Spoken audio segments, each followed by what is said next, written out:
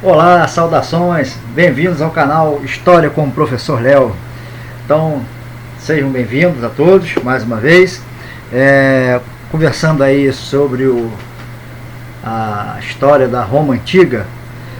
Eu falei aí no vídeo anterior sobre o período da monarquia romana, e agora nós estamos entrando aí, né, na República Romana, no ano ali de 509 a.C. A República Romana, ela começa, né, após ali a unificação e o trono da região central ali itálica, da Península Itálica, mas eles vão expandindo o território, tá? Eles vão migrando para o sul, e no sul eles vão encontrar ali uma região chamada Magna Grécia, onde existe ali algumas cidades, estados gregos. Eles vão expulsar esses gregos da península, tá? Vão conquistar o sul e também vão rumar para o norte da península e até conquistar a região da Gália, tá? Que hoje seria ali bem ao norte, a região da França, por exemplo, tá? Então, ocupando essa região, tem uma grande expansão do período republicano, mas essa expansão ela não vai ficar restrita somente a esse pedaço de território. Eles vão entrando também em outras regiões, eles vão avançando em direção a uma parte do Oriente Médio, ao norte da África também, eles vão chegar na Península Ibérica, tá? A Península Ibérica hoje aí que compreende Portugal, Espanha. Então esse período da República Romana é um período bastante rico de informação, extenso de território. Eles vão entrar em um momento com guerra, tá? De expansão, e principalmente vai ser marcado ali, anteriormente, entre os povos antigos existiam ali os fenícios. Os fenícios, o Império Fenício, as cidades-estados fenícios, que não tinha um governo centralizado, eram cidades-estados autônomas, mas que em algum momento da história fenícia ela vai entrar em colapso. Porém, Cartago, que é uma cidade fenícia, ela vai sobreviver a essa história dos fenícios e ela vai expandir a sua hegemonia. Então, Cartago vai ficando uma cidade bastante poderosa, fica ali no norte da África, na Líbia, e hoje seria a Líbia, né? Então, Cartago, na monarquia romana, eles fazem um acordo ali, um acordo comercial, mas já na República Romana, esse acordo comercial é quebrado, porque Roma entende que assim como ela vai expandindo para o norte da África e vai fechando aquele arco todinho ali em volta do mar Mediterrâneo, ela entende que a expansão comercial e o domínio do mar Mediterrâneo é o que vai realmente trazer fonte de lucro e maiores riquezas para Roma. Então, esses laços, né, comerciais, esses contratos comerciais, eles são rompidos. E existe ali a Primeira Guerra Púnica, tá? A Primeira Guerra Púnica, Roma vai avançar e vai conquistar Creta. Na Segunda Guerra Púnica, Roma vai avançar e atacar na Península Ibérica, vai ganhar também. E na Terceira Guerra Púnica, ela finalmente investe toda a sua força ali contra a cidade de Cartago e destrói Cartago, né, ou Cartago, conquistando ali a sua hegemonia e destruindo de vez os cartaginenses. Essas três guerras, esses três momentos, né, duraram décadas, tá? E foram conhecidas como as guerras púnicas. Púnicas porque os romanos se referiam aos cartaginenses como púnicos, tá? Então, essas três guerras púnicas ali, até a destruição de Cartago. Bom, o que marca também o Império Romano, tá, são a sua estrutura, a sua organização política. Eu falei no vídeo anterior sobre alguns cargos, tá? Então eu falei ali sobre os cônsules, né? Eram 2 cônsules para se evitar que o poder ficasse nas mãos de um só, tá? De um soberano só, até porque Roma já estava vindo de uma experiência de um rei que eles depuseram, que não era um rei, né, tão legal, tão habilidoso politicamente falando, e eles não queriam repetir o mesmo problema. Então eles colocaram 2 cônsules e um senado, e esse senado ele tinha a função de controlar o poder desses cônsules, eleger esses cônsules, e ao mesmo tempo esses cônsules não tinham autonomia, eles tinham que consultar o senado e o senado ali aprovar. Então era um mecanismo já bem burocrático, tá? E ao mesmo tempo, eu não vou dizer nem democrático, porque apesar de a decisão ser uma coisa mais coletiva, porque afinal de contas eram 300 senadores, e uma eleição de um cônsul, mas o poder político de Roma ele ficava restrito a uma elite, a uma nobreza, aos patrícios.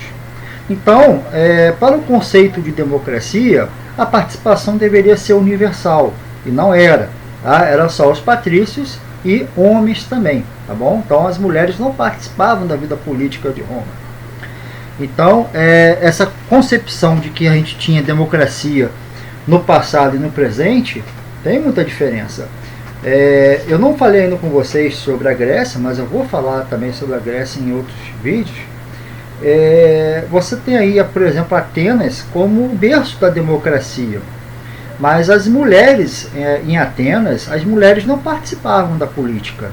Os estrangeiros não participavam da política. Os escravizados não participavam da política. Então, era uma política e uma democracia, uma participação popular bem limitada, tá?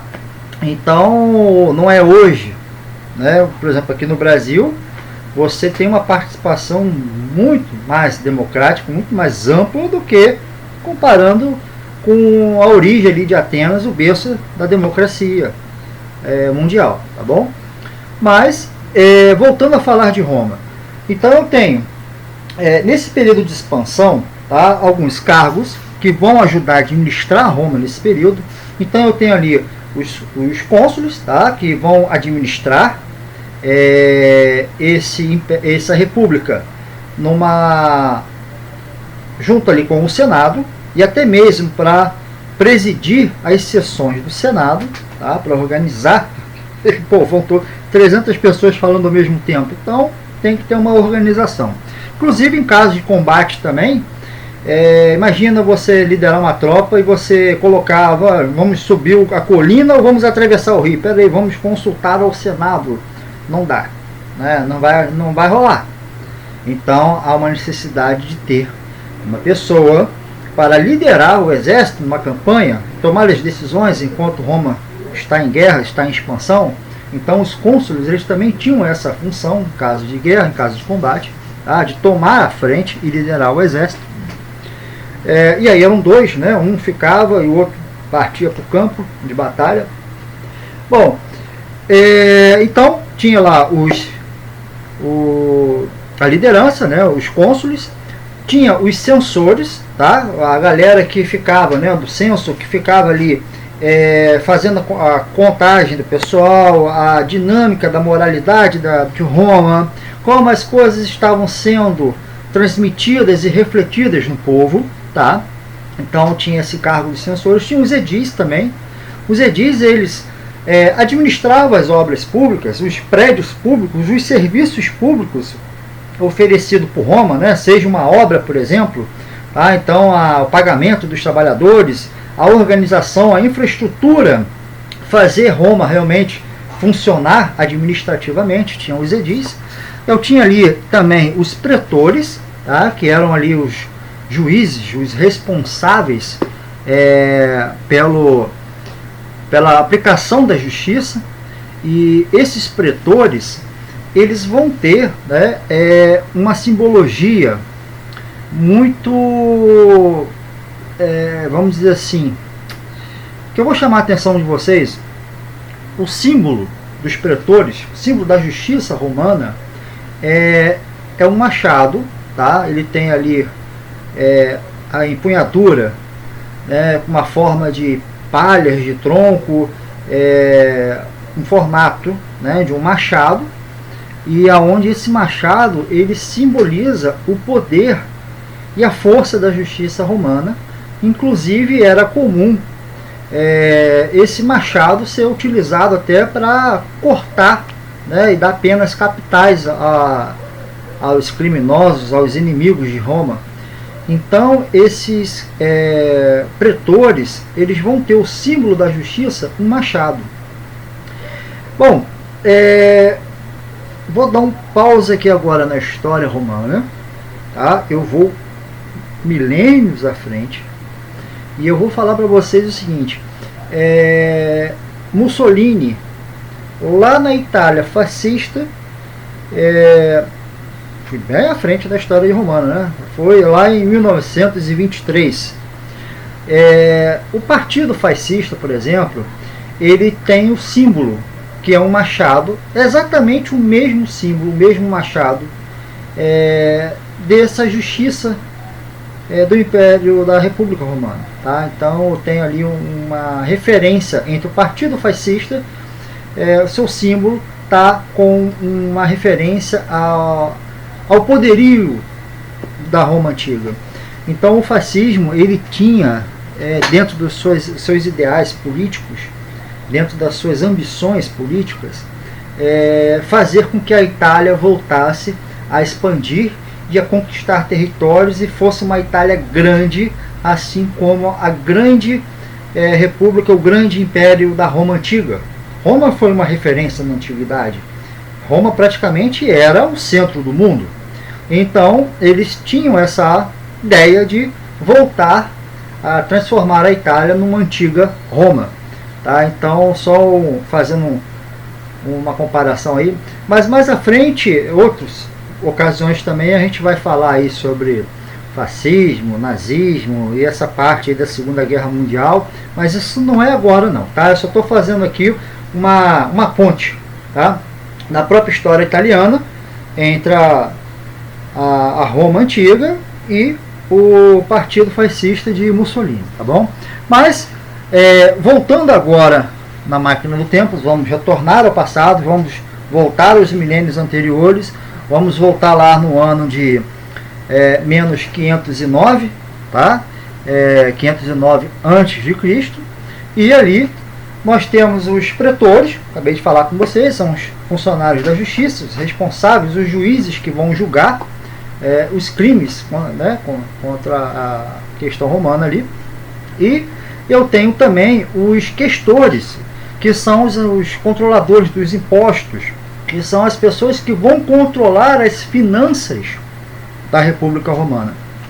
Então toda essa estrutura administrativa, ela vai fazer com que Roma tome um rumo.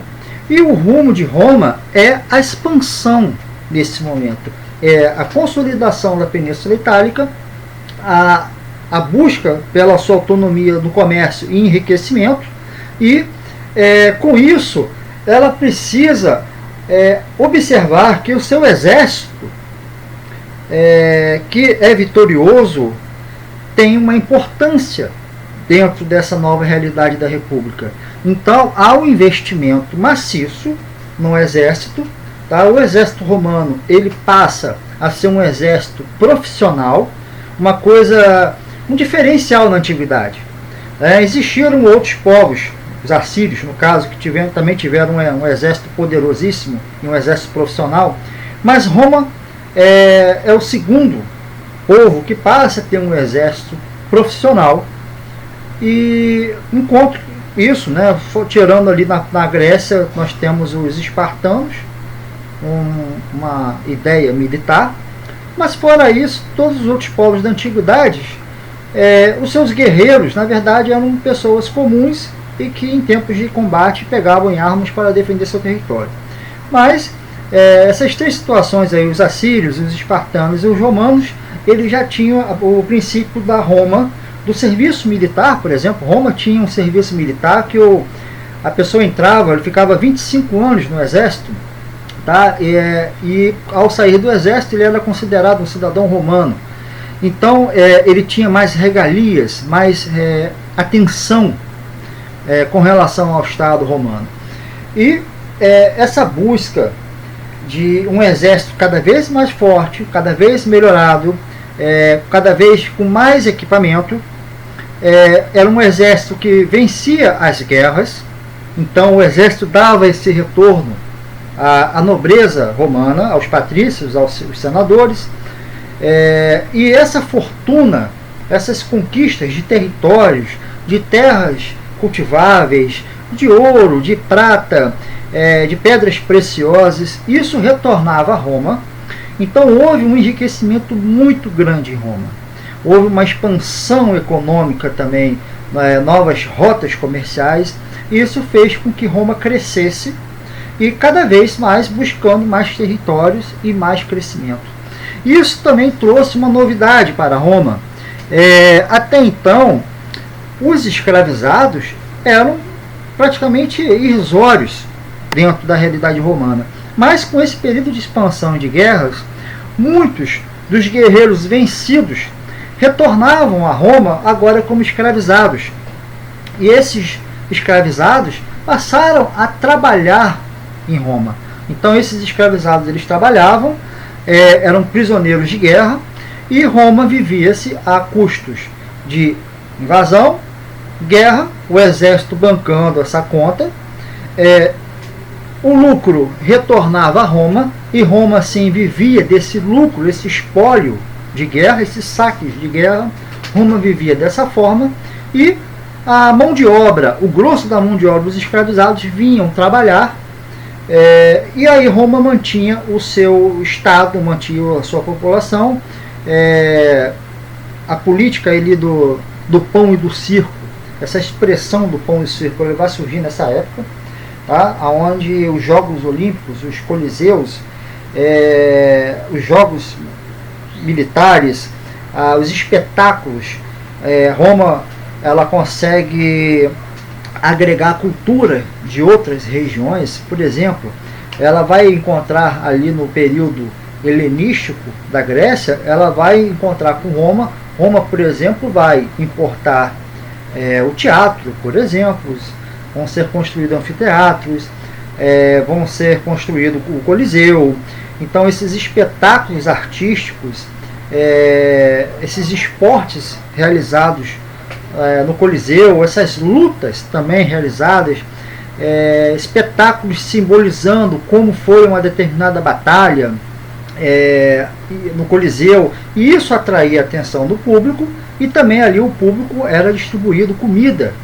Então você tinha ali o lazer bancado pelo Estado, o Estado que era bancado pelas guerras, pelos saques de guerra, e o povo ali entretido com o lazer, tá? Os patrícios, a elite romana, mantidas por esse sistema, e Roma cada vez mais buscando mais territórios e mais guerras. Então o exército ele tinha um papel de base muito forte nessa sociedade romana. E aí, em determinado momento, o exército percebe o quão ele é importante nesse sistema dessa sociedade romana e dessa república romana, tá? E isso vai trazer um problema para Roma. Então, fazendo aí hoje um apanhado entre o passado e o presente, hoje qualquer nação ela vai precisar de um exército, tá? A gente não tem que pensar num exército só em tempos de guerra, porque imagina, se hoje há uma guerra, se o seu território é invadido, como é que você vai formar um exército da noite para o dia, treinar e ainda lutar? Então há uma necessidade de você ter um exército permanente, mesmo que você não pense em guerra, mas é necessário você estar preparado, e vista aí os acontecimentos do mundo, né? O mundo não é um grande jardim cor-de-rosa. Então, em algum momento, você pode ou não precisar do seu exército. A questão é se você tem um exército ou não. E para você ter um exército, você tem que calcular o poder desse exército. Porque ao mesmo tempo que você investe muito nesse exército, você acaba criando, né, um gigante que pode amanhã ou depois pensar que você não é nada e resolver tomar o poder.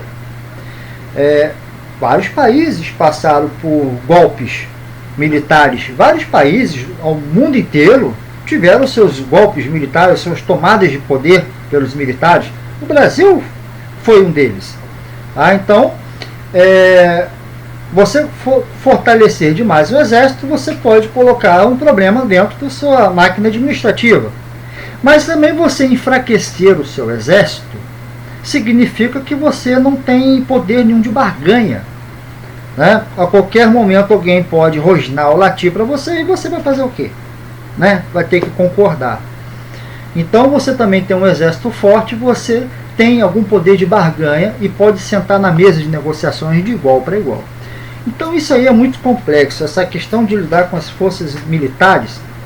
Mas Roma, ela investe no exército, e o exército, ele começa a ambicionar mais poder, mais riqueza para si, mais atenção política para si. Mas isso eu avancei lá para a fase já final do período republicano. Antes de a gente falar dessa fase, eu gostaria de definir com vocês o seguinte. A República Romana, esse nome, República, ela vem de um termo de res publica. E aí você pega o significado dessa palavra, que até então era uma novidade no momento, não existia no mundo, república. O que era isso? O que é república? República simplesmente é a coisa pública, tá? A coisa do povo, coisa pública. Então, você tem uma república, você tem algo que pertence ao povo. É o povo que é o dono. Parece tão simples, né? Uma palavrinha, o significado de república é coisa pública. Pô, legal, tranquilo, está entendido. Será que realmente está entendido? Hoje você pega, vamos falar do Brasil. O que é a coisa pública no Brasil hoje? A praça, por exemplo, é uma coisa pública.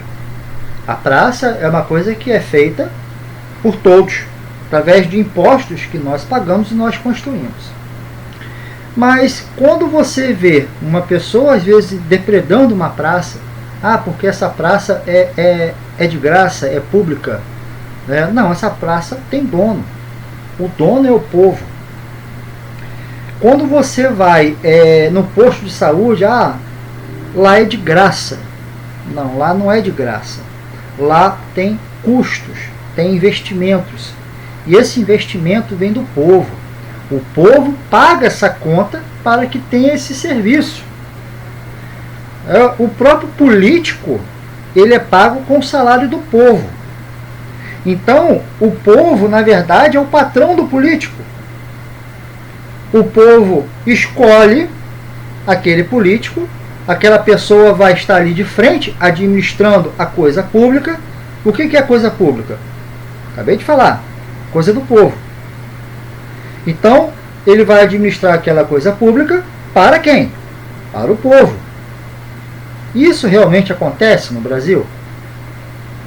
A pergunta que eu faço para vocês, coloque aí no comentário aí embaixo. Como que vocês veem a coisa pública? Então, não existe nada que é de graça. Existem custos. Um político, quando ele pega algo que é público para si mesmo, tem muito político que tem essa dificuldade de entender o que é meu e o que é nosso. O que é meu e o que é nosso é do povo.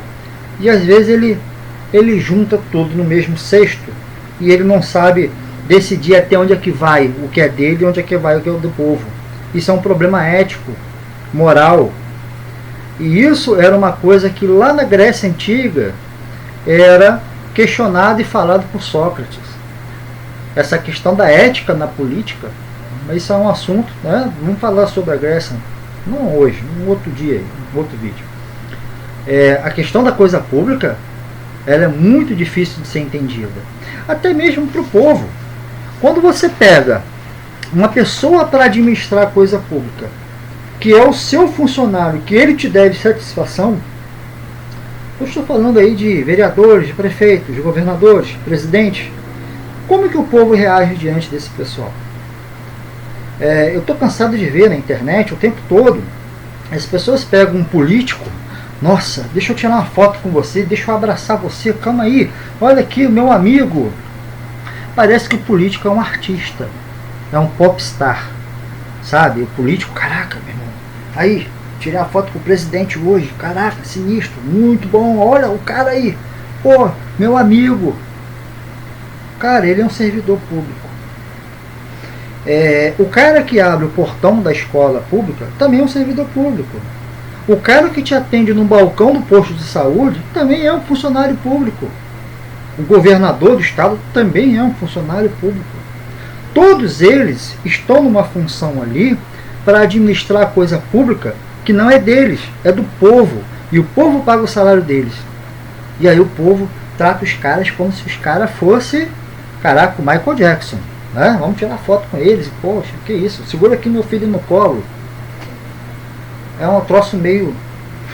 Eu fico olhando isso, eu falei, cara, né? Será que o povo faz isso também com a pessoa da farmácia municipal? Chega ali, né? Pô, peraí, vamos tirar uma foto com um farmacêutico, calma aí. Pô, é o farmacêutico da cidade, caraca aí, cara bom. Não tem isso. Então o próprio povo tem dificuldade, o Brasil tem dificuldade de entender o que significa república, o que significa coisa pública.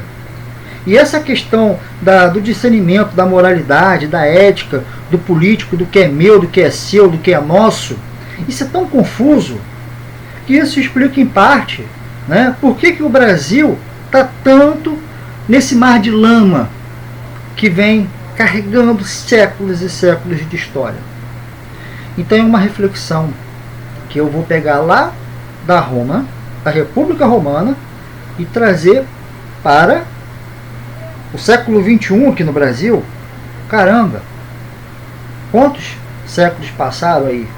Mas será que a gente aprendeu com a história? Será que a gente está repetindo a mesma coisa? Ou será que a gente não aprendeu ainda? Então a história, ela, quando eu falei anteriormente em outros vídeos, a gente utiliza ela para aprender, né, para estudar e observar, e junto com a filosofia, usar o questionamento, você começar a comparar a sociedade de antes e a sociedade de agora, e o funcionamento dessa sociedade, e aí você vai estudar sociologia. Então você vai entrar em outras ciências, e você vai observar que ao longo dos milênios, o brasileiro não aprendeu muito com a República Romana. Então, essa é uma análise que eu coloco e destaco aqui nesse vídeo de hoje, para que a gente possa refletir e utilizar a história para chamar a atenção e realmente pensar, e aí, o que nós vamos fazer com essa informação? O que nós queremos para o nosso amanhã? Queremos a mesma coisa de hoje? Pode até ser, é um direito de escolha. Ou queremos algo diferente, melhor, ou talvez diferente, né? Só em ser diferente, de repente dá certo. Então essas ideias todas a gente utiliza o aprendizado da história. Então nós não estamos aqui agora só fazendo fofoca do passado, nós estamos realmente construindo algo com a história. Então a República Romana, ela vai apresentar esse contexto, tá? Ela vai fortalecer o exército, e o exército ele vai começar a entrar na política, tá? Existe um outro problema também que acontece na República Romana, é o seguinte, não está muito diferente da realidade brasileira o que eu vou falar, tá? Todas essas expansões militares, essas conquistas de territórios, ela vai trazer riqueza e prosperidade mas a nobreza romana, a política que administra Roma, vão ser os primeiros a chegar e a pegar os melhores lugares nessa festa. Eles vão pegar os melhores terrenos, eles vão pegar a riqueza, e o povo vai ficar meio que de fora. O povo vai estar distraído na política do pão e do circo, o que eu acabei de falar para vocês. Enquanto isso, a elite, a nobreza está enriquecendo cada vez mais, a política romana está cada vez em expansão, e só entre eles tomam as decisões e o povo fica de fora. Há um problema, por exemplo, na parte agrária de Roma.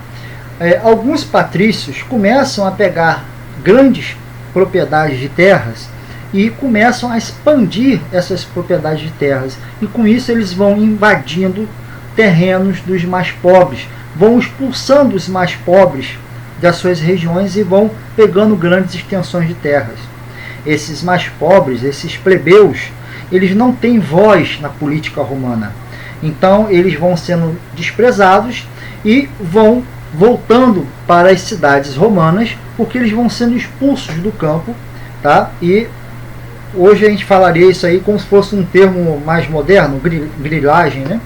Eles vão perdendo as suas terras, não tem a quem recorrer, e os poderosos patrícios vão cada vez pegando maiores lotes de terras. Isso vai ser um problema, isso vai aparecer mais à frente, lá na Idade Média, tá? Essa galera aí, seus herdeiros, vão ser os grandes senhores feudais no futuro, na Idade Média. Então, esses plebeus voltam para as cidades, sem emprego, sem perspectiva, e ali começa a se tornar um problema social, porque eles voltam para Roma. E aí, vamos fazer o que com essa galera, com esse povo? Esse povo tem necessidades, esse povo existe, ele vive, ele respira, ele come, ele bebe, ele tem desejos, eles têm sonhos, né? Eles querem moradias. Então Roma começa a ter que lidar com essas questões também. E esse povo vai começar a gritar, esse povo vai começar a se rebelar. Olha, isso não está certo, espera aí. Roma está crescendo, Roma está expandindo, mas existe um lado da panela, um lado da balança que está crescendo pra caramba e um lado que está ficando lá embaixo. Como é que é isso? Nós somos romanos também. Então nós queremos mais direitos, nós queremos mais participação, nós queremos mais igualdade, nós queremos vida política, nós queremos respeito, nós queremos atenção, e isso vai começar a gerar tensões. Tá? Mas eu vou falar dessas tensões no próximo vídeo. Então continue aí assistindo meus vídeos, continue compartilhando, continue deixando a sua opinião, curta, escreva aí o que você pensa, dê a sua opinião, tá? E obrigado pela participação de vocês aí, por estarem assistindo, e continue aí voltando no meu canal, né? História com o Professor Léo. Forte abraço.